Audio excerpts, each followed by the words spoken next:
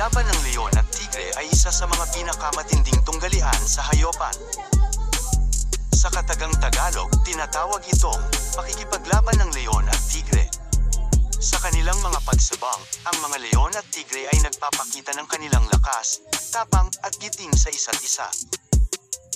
Sa ganitong labanan, maaaring magtagumpay ang isa kung may kakayahang pagtibayin ang sarili at magpakita ng kahusayan sa pakikidigma.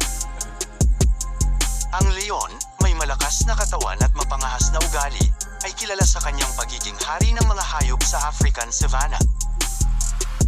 Sa kabilang banda, ang tigre, may matalim na mga kuko at mabagsik na paws, ay isa ring mahigpit na karibal sa mga kagubatan ng Asia.